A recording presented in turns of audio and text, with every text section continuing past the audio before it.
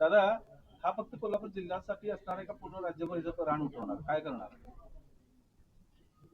अनुसूचित जाती एससी आरक्षण बचाव जन आंदोलन समितीच्या वतीनं हा जो मोर्चा आहे तो 9 तारखेला हा मोर्चा आयोजित केलेला आहे। हा मोर्चा लोकराजा छत्रपती शाहू राजाच्या भूमीमध्ये पहिल्यांदा निघत आहे।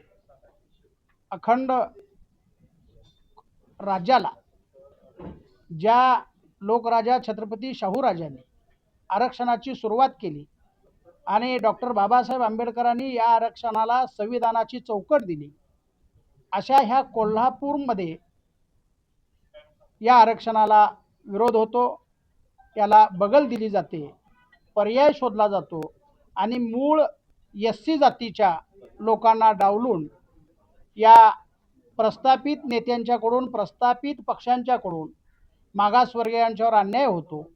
असा जसा कोल्हापूरमध्ये गडिंग्लज, हातकणंगले, इचलकरंजी या ठिकाणी जसे मागासवर्गीय आरक्षण डावलून इतर उमेदवार दिले, इतर जातीचे उमेदवार दिले, त्याच पद्धतीनं सोलापूरमध्ये सुद्धा स्वामी नावाचा खासदार देऊन इथल्या प्रस्थापित यंत्रणेनं या मागासवर्गीय समाजाला चॅलेंज करायचं काम केलेलं आहे। कोल्हापूरमध्ये लोकराजा छत्रपती शाहूराजाच्या भूमीमध्ये आम्ही हा आवाज उठवलेला आहे। ही ठिणगी निश्चितपणानं अखंड महाराष्ट्रभर पेटेल आणि यावर निश्चितपणानं अखंड महाराष्ट्रभर एससी बचाव, एससीचं आरक्षण बचाव आंदोलन यशस्वी होईल।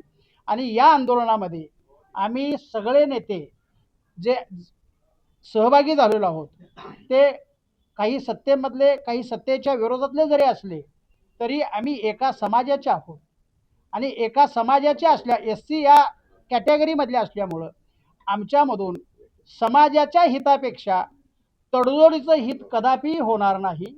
आमची सगळ्यांची जर पार्श्वभूमी बघितली, पाठीमागचा इतिहास जर बघितला तर आम्ही कोणत्याही प्रश्नावर आजपर्यंत माघार घेतलेली नाही, समाजाशी गद्दारी होईल असं वागलेलो नाही आणि त्यामुळं समाजाचं हित हे आमचं हित आहे।